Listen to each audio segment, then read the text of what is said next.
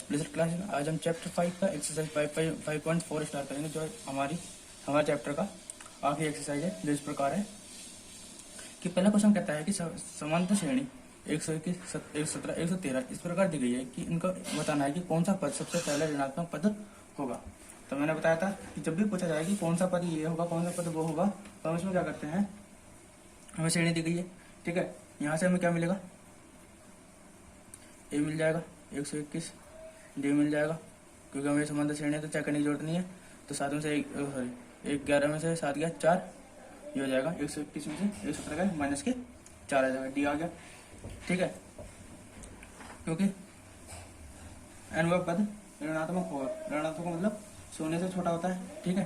T N शून्य से छोटा होता है, ऋणात्मक का मतलब क्या होता है, हमारा जो टी एन होगा वो शून्य से छोटा होगा। तो हमने मान लिया, तो फॉर्मूला होता है a plus n minus 1 into d, ठीक है। रख देंगे वैल्यू, ए का मान 121 प्लस एन माइनस 1, डी का मान क्या है हमारा माइनस के 4, ठीक है। कर लेंगे सॉल्व, 121 माइनस के 4n plus 4 is less than 0, हो जाएगा 121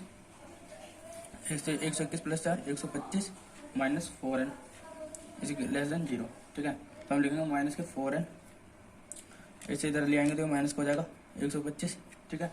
माइनस से माइनस कैंसिल हो जाएगा, तो n का मान क्या हो जाएगा 125/4 हो जाएगा, ठीक है। तो n का मान क्या हो जाएगा 4 तिया 12, 4 एकम 4, एक बचा पॉइंट लगाएंगे 0 हो जाएगा, 4 दूनी 8, 4 पंजे 20, ये हो जाएगा n का मान। यह है 31.25। तो हम क्या करेंगे, n का मान 31.25 से अधिक होना चाहिए, अधिक ये होना चाहिए, अतः 32वां पद का मान ऋणात्मक होगा। क्या होगा, ऋणात्मक होगा। मैं उम्मीद करता हूँ अब क्वेश्चन समझ में आ रहा होगा। आइए इसका अगला क्वेश्चन देखते हैं, जो इस प्रकार होगा कि किसी समांतर श्रेणी के तीसरे 7वें पदों का योग 6 और उनका गुणनफल 8 है। इस समांतर श्रेणी के प्रथम 16 पदों का योग ज्ञात कीजिए, ठीक है। अब देखिए हमें क्या दे रखा है, तीसरे पद और 7वें पद का योग 6 दे रखा है। अब देखिए मैं आपको डायरेक्ट करवाया था, पहले माना समांतर श्रेणी का पहला पद ए और सार्वंतर डी है, ठीक है। तब क्या होगा इस स्थिति में, सार्वंतर डी है। इस स्थिति में क्या कर रखा है, समांतर श्रेणी के तीसरे और 7वें पद का योग 6 है। तीसरा पद कौन सा होगा, T6 plus T3 plus T7 पद का योग क्या है 6 है।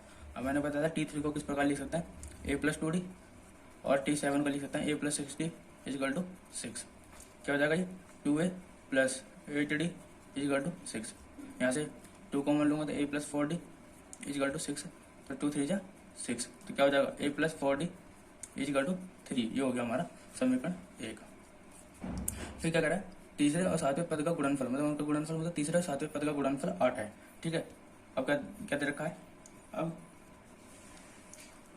T3 इंटू T7 किसके बराबर है, 8 के बराबर है। T3 कितना a प्लस 2d इंटू में T7 कितना a plus 6d is equal to 8 है। सॉल्व कर लेंगे, सॉल्व करेंगे तो क्या होगा हमारा a स्क्वायर 6ad, ये हो जाएगा 2ad, ये हो जाएगा 6 दूनी 12 और डी का स्क्वायर इजकल टू 8, ये हो जाएगा a square plus 12d square, ये 6ad plus 2ad 8ad is equal to 8। ये हो गया हमारा समीकरण 2। अब देखिए इसमें स्क्वायर में दे रखा है, तो हम क्या करेंगे, समीकरण 1 का भी स्क्वायर कर देंगे। समीकरण 1 का वर्ग करेंगे तो क्या होगा, जब इसका वर्ग करेंगे तो हमारा ये होगा कि a प्लस 4d का स्क्वायर हो जाएगा, दोनों तरफ वर्ग करेंगे, a प्लस 4d का स्क्वायर प्लस 3 का स्क्वायर, खोल देंगे a स्क्वायर प्लस 4d का स्क्वायर मतलब 16d स्क्वायर प्लस 2 दूनी 4 2ab 2 चौक 8 ad, ये हो जाएगा इजकल टू 8। ये हो गया हमारा समीकरण थर्ड। ठीक है, ये समीकरण थर्ड हो गया हमारा। अब इसे इस प्रकार सोल्व करेंगे। ठीक है, इसे इस प्रकार सोल्व करेंगे कि समीकरण ये बड़ी है ये छोटी है। ठीक है ना, समीकरण अच्छा सॉरी इधर भी स्क्वायर होगा, 3 दिया 9 हो जाएगा, 9 इसमें से माइनस कर देंगे, समीकरण थर्ड में से समीकरण 2 माइनस कर देंगे, समीकरण थर्ड में से समीकरण 2 माइनस कर देंगे तो क्या होगा, a square plus 8 AD plus 16D square equal to 9। और दूसरी समीकरण क्या थी पहली, a square plus 8 AD plus 12D square equal to 8। Minus करना था, ये माइनस हो जाएगा, ये प्लस का माइनस का कैंसिल, ये प्लस का माइनस का कैंसिल, क्या होगा 16 में से 12D स्क्वायर क्या 4D स्क्वायर इक्वल टू 9 में से 8 का 1।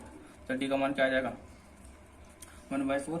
ठीक है, 1/4 आ गया हमारा डी का मान, डी स्क्वायर का मान। अब मैंने बताया था कि अगर हम डी स्क्वायर को इधर ले जाते हैं तो रूट में हो जाता है, जब इसे हम निकालेंगे तो क्या हो जाएगा प्लस माइनस 1/2 हो जाएगा। ये डी का हमारा मान आ गया। अब देखिए यहाँ पे डी का मान हमारा 2 आया है। ठीक है, डी का मान एक बार प्लस में एक बार माइनस में आया, तो प्लस चिन्ह लेने पर क्या होगा, डी का मान कैसे निकालेंगे, क्या था हमारा ए प्लस 4D था इक्वल टू 3, तो ए लेंगे 4 इंटू 1/2 इक्वल टू 3। ठीक है, तो 2 दूनी 4, ए प्लस 2 इक्वल टू 3, तो ए का मान क्या हो जाएगा 3 में से 2 गया इक्वल टू 1, तो ए का मान क्या हो गया 1 हो गया। किस पर प्लस चिन्ह लेने पर। अब नेगेटिव चिन्ह ले लेंगे, माइनस चिन्ह लेने पर तो क्या होगा ए प्लस 4D इक्वल टू 3, तो ए प्लस 4 इंटू माइनस के 1/2 इक्वल टू 3, तो 2 2 जा 4, तो हो जाएगा ए माइनस 2 इक्वल टू 3, तो ए का मान हो जाएगा 3 + 2, माइनस कहाँ से है ये माइनस का था इसलिए। ठीक है ना, तो ए का मान क्या हो जाएगा 5 हो जाएगा। ए का मान आ गया 2, ए का मान भी 2 आ गया। अब क्या करेंगे, अब हमारे पास ए और डी के 2 मान है। ठीक है ना, तो हम इसमें क्या कर सकते हैं, तो लिख देंगे अतः ए के मान 1 या 5 तथा डी के मान 1/2 या माइनस के 1/2 होंगे। ठीक है, इसमें दोनों मान निकलेंगे। जब ए बराबर 1 और डी बराबर 1/2 हो तब प्रथम 16 पद का योग मतलब S16 क्या होगा, लगा देंगे 16/2, 2 इंटू 1 क्या होता है SN equal to n/2 2a + 1 n-1 into d होता है, यही फॉर्मूला होता है। तो लगा देंगे n/2 होता है 16/2, 2 इंटू a मतलब 1 प्लस n-1 16 - 1 और डी का मान 1/2 है। कर लेंगे 16/2 हो जाएगा 2 प्लस 16 में से 1 गया 15/2 हो जाएगा।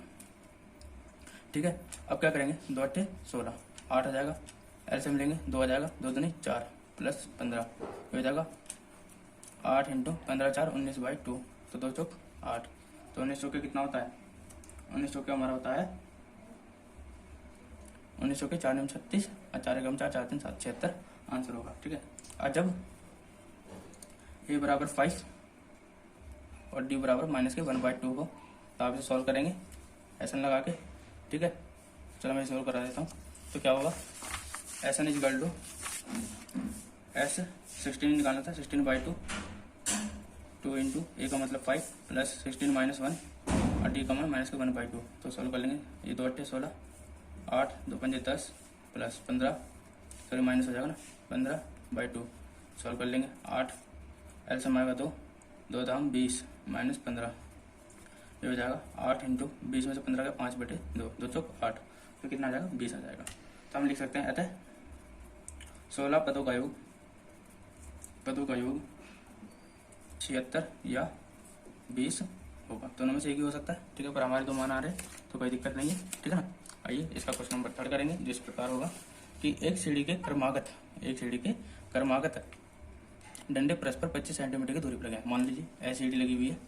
ठीक है, 25 सेंटीमीटर की दूरी पर लगा हुआ है हर एक डंडा। ठीक है ना, ठीक है, तो क्या कहता है 25 सेंटीमीटर की दूरी पर लगा हुआ है, डंडों की लंबाई एक समान रूप से घटती जाती है तथा सबसे निचले डंडे की लंबाई 43 सेंटीमीटर और सबसे ऊपर वाले डंडे की लंबाई 25 सेंटीमीटर।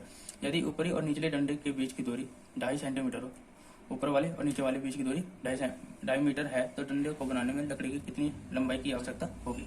अब देखिए क्या होगा, अब देखिए सब सेंटीमीटर में दे रखा है, ये डायमीटर में, पहले से हम सेंटीमीटर में चेंज करेंगे। तो कुल क्षैतिज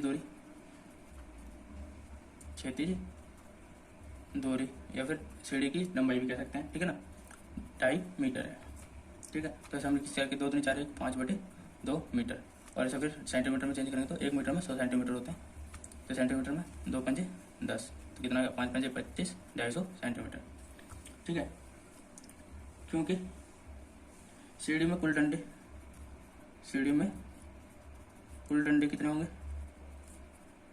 अब देखिए, अब ध्यान से समझना, अगर मैं 10 सेंटीमीटर ये डंडा लिया, ठीक है ना, ऊपर एक डंडा और नीचे एक डंडा, और 2 सेंटीमीटर पे डंडे हैं, 2 सेंटीमीटर पे, 2 सेंटीमीटर 2 सेंटीमीटर 2 सेंटीमीटर, 2 2 4 2 6 2 8 2 10 हो गए। तो इसमें डंडे कितने हो गए, 1 2 3 4 5 6, कैसे, 10 को हम 2 सेंटीमीटर पे डिवाइड करते हैं, 2 पंजे 10, ठीक है, और +1, ठीक है ना, तो ये एक हो जाएगा 6, 1 2 3 4 5 6, ठीक है ना। तो ऐसे फॉर्मूला बनता है हमारा कि कुल लंबाई, सीढ़ी की कुल लंबाई जितने में बांटा +1, ये हमारा फॉर्मूला होता है। 25 दाम 1 250, 10 + 1 11, कितने की 11 सीढ़ी होंगे। अब हमें दे रखा है प्रथम डंडे की लंबाई, मतलब हम कह सकते हैं ए, ठीक है, 25 सेंटीमीटर पहला डंडा था, और तथा अंतिम डंडे की लंबाई मतलब एल ले लेंगे, कितना होगा 45 सेंटीमीटर। तो क्या होगा, 10 डंडों को प्रयुक्त की गई लकड़ी की कुल माप निकालने के हो जाएगा। कम माप कैसे निकालेंगे, एन हमारा 11 है क्योंकि पूरे 11 है, ठीक है ना, इसमें पूरे 11 है, तो 11/2, इसमें क्या होता है ए + एल होता है ना, तो लगा देंगे 11/2, ए कितना है हमारा 25 और एल कितना है 45, सॉल्व कर लेंगे। 11/2 कितना हो जाएगा, ये हो जाएगा हमारा 11/2 और ये हो जाएगा 25 और 45, 45 और 5 ये हो जाएगा 60, ठीक है। तो हम इसे सॉल्व कर लेंगे, सॉरी 45 और 25 70 होते हैं, ठीक है ना, तो 11/2 × 70 हो जाएगा 35, 11 × 5 = 55 और 11 × 3 = 33 और 5 38, तो 385 सेंटीमीटर। डंडों को बनाने में 325 सेंटीमीटर 50 सेंटीमीटर लकड़ी की आवश्यकता होगी। तो इसे हम कल लिख सकते हैं कि अतः डंडों को बनाने के लिए 385 सेंटीमीटर लकड़ी की आवश्यकता होगी, ठीक है। मैं उम्मीद करता हूँ आपको क्वेश्चन अच्छी तरह समझ में आ रहा होगा। आइए इसका और क्वेश्चन देखते हैं, जिस प्रकार है कि एक पंक्ति के मकानों को क्रमागत से 1 से लेकर 49 तक अंकित किया गया है। न समझे, मकान संख्या दे दिया 1 2 3 4 5 49 तक, ठीक है। दर्शाइए कि x का ऐसा मान कि x से अंकित मकान से पहले मकानों की संख्या का योग और उसके बाद वाले मकानों की संख्या का योग का बराबर है। तो x का मान ज्ञात कीजिए, ठीक है। तो कैसे लिखेंगे, पंक्ति के मकानों पर अंकित की गई संख्या क्या है, 1 2 3 4 5 6 7 और इस प्रकार 49 तक है, ठीक है। तब क्या होगा, x से अंकित मकान से पहले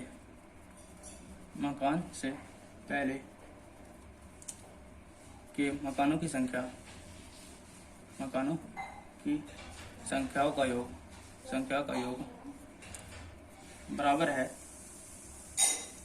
x से अंकित मकान के बाद वाले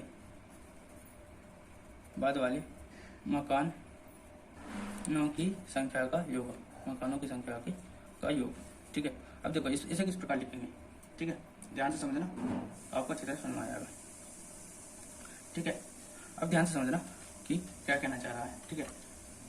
x से अंकित मकान से पहले न समझो कि आप यहाँ समझो 1 2 3 4 5 ऐसे कुछ नंबर दे दिया, बीच में एक x आ गया, ठीक है, फिर दे दिया 49। क्या कह रहा है, x से पहले जितने नंबर पढ़ रहे उन सबका योग x के बाद की उन संख्याओं का योग बराबर है, ठीक है ना। तो हम क्या करेंगे, इससे पहले x माइनस वन आएगा और इससे बाद x प्लस वन, मतलब इन संख्याओं का योग, 1 से लेकर x माइनस वन की संख्या का योग और x प्लस वन और 49 तक की संख्याओं का योग, इन दोनों बराबर है। तो यही हमें बताना था, ठीक है ना। तो कैसे करेंगे आइए देखते हैं। तो हमें बताना है, ठीक है। तो इसे हम इस प्रकार लिख सकते हैं, अर्थात x से अंकित मकान के बाद वाले, इसे हम इस प्रकार अर्थात करके अब देखो कैसे लिख सकते हैं। x से अंकित मकान से पहले मकानों की संख्याओं का योग, मतलब 1 से लेकर 1 से x माइनस वन तक की संख्याओं का योग, बराबर होगा x के बाद x प्लस वन से लेकर 49 तक की संख्याओं का योग बराबर होगा, ठीक है। आइए आप इसे करते हैं। और d हमें पता ही है क्योंकि सब में एक एक का अंतर है, तो हमारा d पता ही है हमें 1 होगा क्योंकि d बराबर 1 है, ठीक है। अब निकालना है 1 से x माइनस वन तक की संख्याओं का योग निकालना है, ठीक है ना। x से 1 से लेकर 1 से x माइनस वन तक की संख्याओं का योग क्या होगा, अब बराबर होगा x प्लस वन से लेकर 49 तक की संख्याओं का योग। मैं कर रहा हूँ, समझ में आ रहा होगा, ठीक है। फॉर्मूला लगाएंगे डायरेक्ट। हमें पता है कितनी संख्या होगी। अब देखिए x माइनस वन है तो x माइनस वन ये नंबर होंगे, ठीक है ना। तो क्या होगा x minus one is equal to, सीधा फॉर्मूला लगाएंगे, x माइनस वन तक है मतलब n बराबर x माइनस वन है, तो लगाएंगे x minus one by two into ये कितना है हमारा 1 है, प्लस n हमारा x माइनस वन और d कितना है हमारा 1 है, ठीक है। इधर भी x प्लस वन से लेकर 49, मतलब 49 हमारे वो है n, तो लिखेंगे 49 अपॉन एक मिनट गड़बड़ हो गई, ठीक है ना, यहीं तक निकालेंगे, ठीक है ना। ये हो जाएगा हमारा एस एक्स माइनस वन, ठीक है ना, इक्वल टू, तो हो जाएगा S x minus one is equal to x minus one by two plus x minus two, ये प्लस का माइनस का कैंसिल हो जाएगा, क्या बचा x minus one is equal to x minus one by two into x, तो हो जाएगा हमारा x square minus x by two, ये हो गया हमारा एस एक्स माइनस वन का। अब निकालेंगे एक्स प्लस वन से लेकर 49 तक की संख्याओं का योग, कैसे निकालेंगे, एस 49 निकालेंगे, तो क्या 49 बाई टू इंटू ये कितना है हमारा एक्स प्लस वन है, ठीक है। और एक मिनट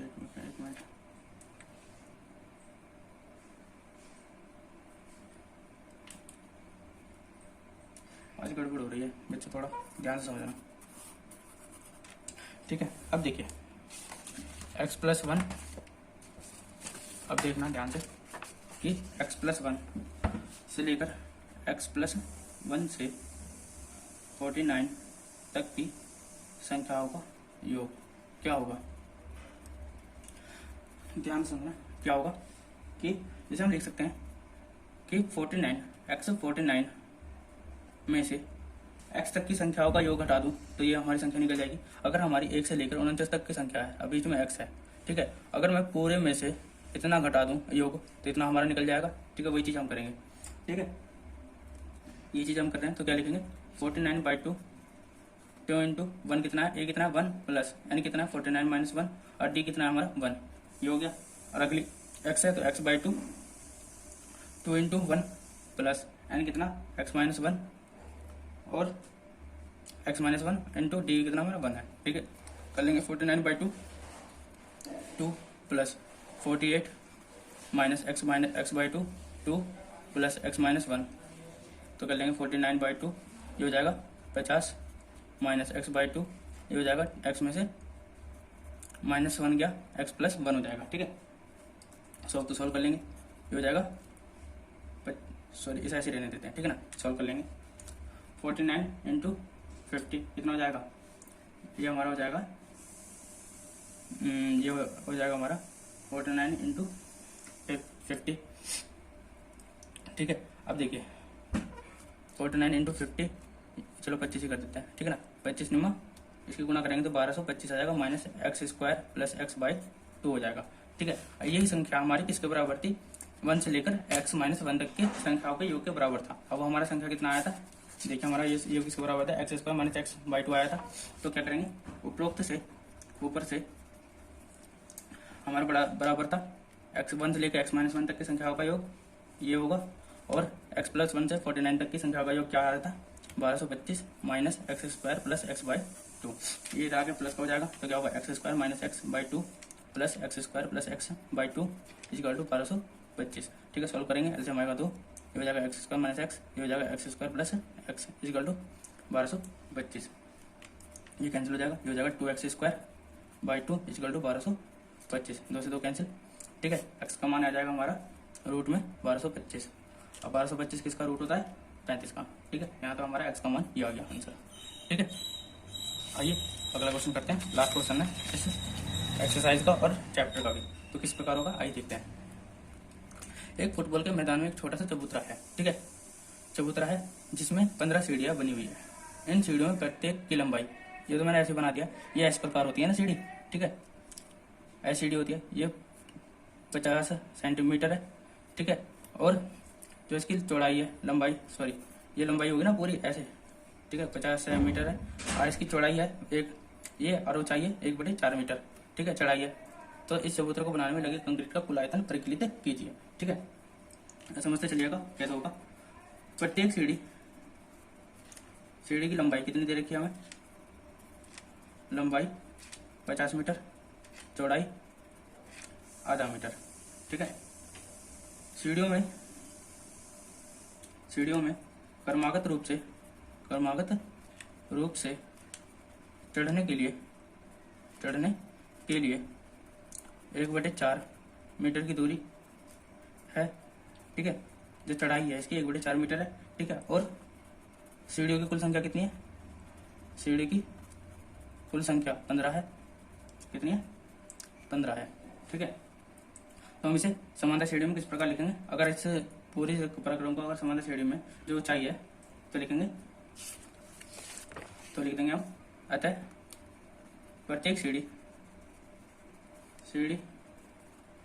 की जमीन से ऊंचाई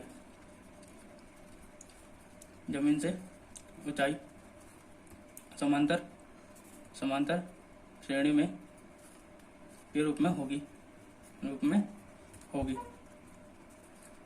जो निम्न प्रकार है।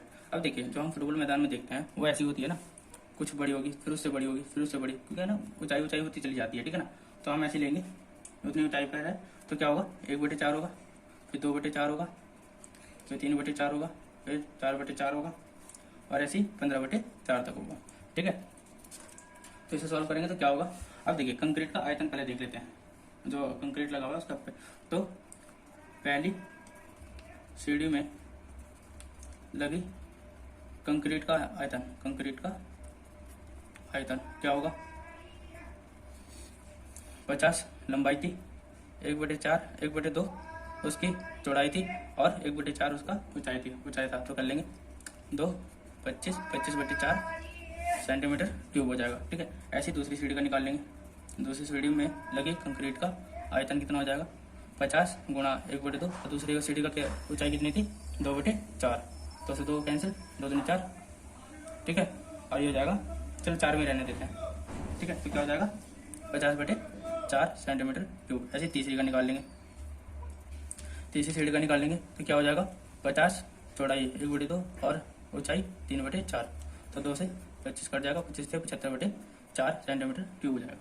ठीक है, इसे सॉल्व करेंगे तो हमारे पास चबूतरे को बनाने में लगे कंक्रीट का आयतन किस प्रकार होगा। श्रेणी क्या बनेगी हमारी, श्रेणी बनेगी हमारी 25/4 प्लस 50/4 प्लस 75/4, कहाँ तक, 15 पदों तक। ठीक है, लगेगा। तो पूरा कुल आयतन क्या होगा फिर हमारा, आयतन फॉर्मूला लगाएंगे, 15/2, 15 था, 2 इंटू ए कितना है, 25/4 प्लस 15 - 1, और डी क्या होगा हमारा, 50 में से 25 गया, 25/4 ही होगा।